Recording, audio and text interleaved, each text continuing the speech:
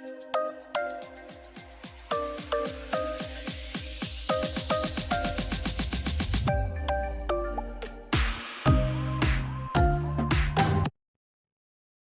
everyone, and welcome to recertification for the 2025 high school soccer season.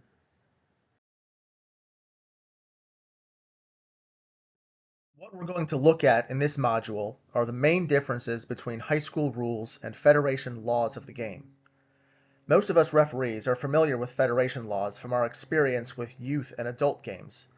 Most of the high school players and coaches are also going to be reasonably familiar with federation laws, but in a lot of cases, not so much with the differences the high school rules bring.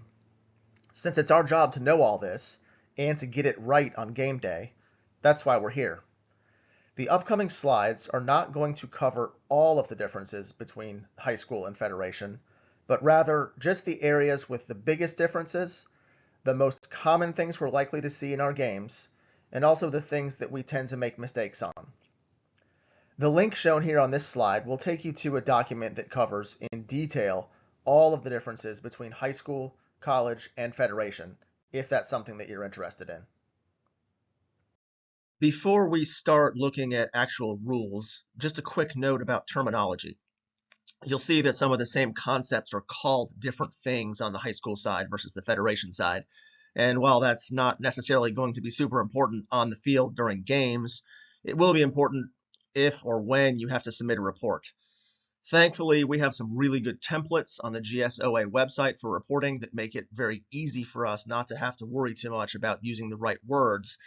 But it is important that we get this right. Otherwise, GHSA is just going to kick reports back to us, and it's just going to be a whole lot of extra work for everybody. Now, on to the rules. Rule 1, field of play. When it comes to making a determination about the playability of the field, the home team institution is responsible for that up until the point where the game starts. So if, for example, the athletic director comes up to you before kickoff and says, hey, the field is too wet, we're not going to use it because we're just going to tear it up, you as a referee do not have the right to overrule the athletic director in that situation.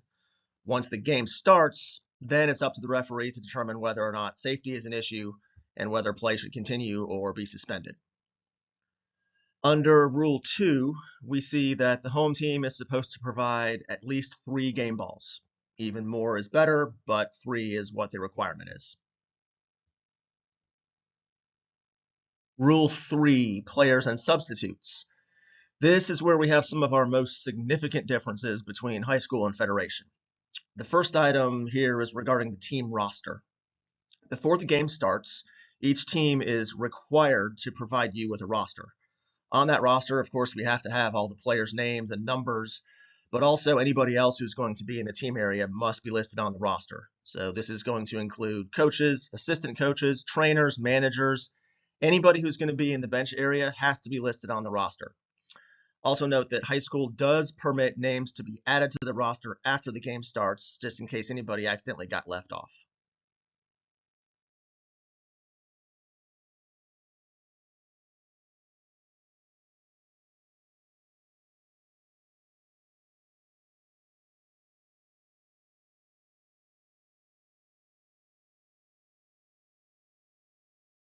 Continuing on Rule 3, one of the biggest differences with high school is when substitutions are allowed. The summary posted here is good information, but of course the rule book itself is the ultimate place to go to make sure you're on point when it comes to both when and how substitutions take place. One item I do want to point out is that while a player is not required to leave the field solely because you stopped the clock to assess a potential injury, that player is required to leave the field if you decide to beckon the trainer on to tend to the player. It doesn't matter if the trainer says the player is okay to continue. Once the trainer comes on, the player must go off, and this includes the goalkeeper. The other big difference regarding substitutions is that all players must enter and leave the field at the halfway line. There's an exception for injuries, so if an injured player needs to leave the field at the closest boundary, that's fine. But if or when that player is ready to return to play, they have to re-enter the field over at the halfway line, just like any other substitution. On to Rule 4, which covers player equipment. The first item here covers team uniforms. High school makes it pretty simple. The visiting team jerseys and socks must be solid white, and the home team jerseys and socks must be dark. Dark can be any color as long as it's dark enough to differentiate from white, and numbers are required to be on the front and the back of each jersey. As far as goalkeeper uniforms go, goalkeeper jerseys are required to be distinctly different in color from the field players of both teams. There's no problem if the keepers are the same color as each other. Goalkeeper socks need to be distinctly different from those of the opposing team's field players. So there's no problem if the goalkeeper is wearing the same color socks as their own teammates. You've heard the words distinctly different a couple times here. What we're trying to avoid are situations where, for example, the home team goalkeeper wants to wear light gray when you know that the visiting team is going to be showing up wearing white, or a black goalkeeper jersey versus navy blue opponents. Be proactive with this. If there's an issue, deal with it as early as you can so the keeper has time to find something to change into, and certainly before the game starts and before a player or coach complains about it. Additionally, please deal with this early in the season so that by the time region play and playoffs come around, we aren't still dealing with it. Regarding base layer equipment, the rule says that if one player is wearing something visible underneath their uniform, then teammates who want to wear something underneath their uniform must also wear the same color. Pretty straightforward. But, that said, please use common sense with this. Our season starts in January, and the first several weeks are typically very cold. If you've got a player wearing a red sweatshirt underneath their jersey, and a teammate needs to wear a black sweatshirt under their jersey because it's the only thing they have, then by all means, please let them do what they need to do to stay warm. Correct it if possible, but remember that player health and safety always come first. None of us need a report from GHSA saying that some kid caught pneumonia or tore a muscle because the referee wouldn't let them wear their warm clothes. Moving on, we know that jewelry is not permitted, but there are some exceptions for medical and religious items. And finally, regarding other equipment, you can see there's a list of other allowable items. You should familiarize yourself with all of that, but one thing to note, which has been clarified in the rules for this year, is that wearable tech, like a fitness tracker, is permitted as long as it is part of a shoe or worn underneath the uniform. It is not permitted to be worn on the wrist. Rule 5. High school rules say we need 7 players to start and 7 players to continue playing. If a team drops below 7 due to something temporary like a minor injury or getting blood cleaned up or something along those lines, then wait a minute and get the situation corrected and then continue play. But otherwise, if a team cannot put 7 players on the field, then the game is going to be a forfeit. Your authority as a referee basically begins when you arrive and ends when you leave. Referee uniform. This is pretty simple and straightforward. Wear yellow. It's the only color GHSA has approved for us to wear. Black is allowable as an alternate, but only in cases where the home team is wearing yellow. This might include something like 3 teams in the entire state, so for us, it's pretty much all yellow all the time. We use the current USSF style jersey and of course black shorts and black socks, again the current USSF style, with white stripes. Regarding timing, for high school the scoreboard clock is the official time. Of course, you still need to make sure you're keeping the time yourself in case the scoreboard clock needs to be corrected either due to timekeeper error or clock malfunctioning. The pregame conference is an important point of emphasis for high school soccer. Head coaches, not the assistants, head coaches must attend the pregame conference along with the team captain. The referee is required to address sportsmanship and also to ask the coaches to verify their players will all be properly and legally equipped. In Rule 6, there are a couple other things to take care of prior to the game. Number one is that the school is required to have a game administrator on site. And it's important for us to identify who that person is and how to reach them in the event that they're needed. The game administrator is not necessarily required to be at the soccer field the entire time. A lot of times they may be bouncing back and forth between multiple different sports events happening at the school at the same time, but they are required to be on site and available if needed. The home team is also supposed to provide at least 2 ball holders.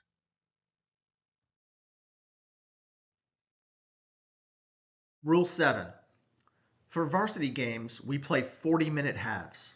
JV games are 35-minute halves, and middle school games are either 30-minute or 25-minute halves, depending on the league. So you'll want to check with the coaches before the game on those. The tie-breaking procedure is only used for varsity games. You cannot play overtime for JV or middle school games. I'm going to run through the tie-breaking procedure real quick because this is something that we do tend to get wrong a little more often than we should. Additionally, coaches are not always as up-to-date on current tie-breaking rules as they should be, so we need to make sure that we're the ones that are getting it right. The simple part to remember is that all varsity games are required to have a winner. So in other words, there are no ties for any varsity game. The procedure that we use for breaking a tie depends on whether the 2 teams that are playing are in the same region or not. For games between 2 teams that are in the same region, the tie-breaking procedure is to play 2 10-minute overtime periods, and those periods will both be played all the way through no matter what. So there's no golden goal or sudden victory situation. If the game is still tied after the 2 overtime periods, then you go to kicks from the mark. Please note that there is no provision in the rules for the coaches to agree to skip the 2 10-minute periods and go directly to kicks from the mark. In a region game, the entire overtime procedure must be done correctly and according to the rules. For games that are being played between 2 teams that are not in the same region, there is no overtime play, and instead the game just goes directly from the end of regulation to kicks from the mark. Another big difference that we have with high school is that we don't use a running clock, and therefore we don't have to deal with stoppage time or extra time.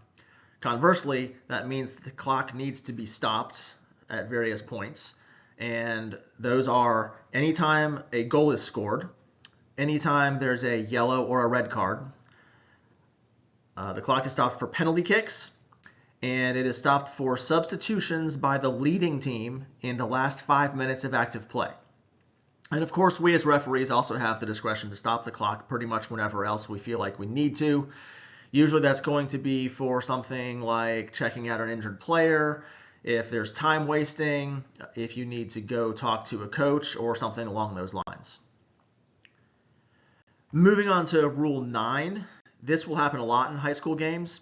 If the ball hits the football field goal apparatus, then play is stopped and the restart is either going to be a goal kick or a corner kick, depending on who last touched the ball. Rule 12, let's talk about misconduct. Most everything that we're already familiar with from the Federation side syncs up pretty well with high school in terms of yellow cards. They're basically just some additional things that high school has added as yellow card offenses. Those are for incidental profane language, for excessive celebration, for a foul on an obvious goal scoring opportunity, but the goal is ultimately scored, and for using tobacco or e-cigarette type products. Another high school specific caution is for players wearing illegal equipment, which typically means jewelry. The first time you see a player wearing illegal equipment, the coach receives the caution for that. This is why we ask the coaches in the pregame conference about their players' equipment. If there are any additional players on the same team with illegal equipment issues, then from that point on, those individual players will be the ones to receive the cautions for that. Coaches can also be cautioned for leaving the team area, although I very strongly recommend issuing at least one warning prior to pulling out your yellow card especially since the vast majority of the fields we play on don't even have the team areas marked. Probably the most important difference with high school soccer, which is highlighted here, is that a player who receives a caution must leave the field. They can be substituted for and they can return to play at the next substitution opportunity, but they must leave the field. For red cards, again, we see things pretty well syncing up with the Federation side of things, just with a couple additional red card offenses for taunting and for leaving the team area to get involved in a fight. Also note that if a player is red carded in between periods, the team does not need to play short in the next period. And speaking of in between periods, high school rules say that the only person permitted to come talk to the referees in between periods is the team captain. Moving on to Rule 13 and free kicks. Again, everything here is pretty similar to what we're accustomed to in the Federation laws. High school makes a distinction between spitting at an opponent, which is a direct free kick offense, whereas spitting at a teammate or a referee is an indirect free kick offense. On the flip side, high school simplifies obstruction by making any obstruction offense an indirect free kick. There are a few other tweaks that you can review here and also in the rule book. For Rule 14 and penalty kicks, there are some minor differences in what the restarts are for various infringements. I'm not going to run through all of those details here, but I will point out that there is a very helpful quick reference chart on page 70 of the NFHS rulebook. And of course, that's also available in the NFHS app that covers all of this. For kicks from the mark being used as a tiebreaker, everything is pretty standard. The biggest difference here is that the kickers do not need to have been on the field at the end of the game in order to participate in kicks from the mark. Anybody who's on the roster and still eligible to play can participate in the kicks. Rule 15, throw-ins. The only difference here is that if the ball does not enter the field, there's no retake. Instead, the other team gets a throw-in from the same spot. For goal kicks in Rule 16, it says that once the ball has been placed, it cannot be moved to another part of the goal area. They have to take the kick from where they first placed it. And lastly, there are a few miscellaneous items here at the end. The main one I want to point out is that the team benches are supposed to be on the same side of the field. This is primarily because it makes facilitating the substitution process significantly easier. If for some reason it's not possible to put both benches on the same side of the field, then they're supposed to be diagonally across from each other. But in most cases, I think we're going to be able to get the benches where they're supposed to be. Okay, that concludes this presentation. Thank you all for following along with me, and I wish you all the best of luck on your seasons.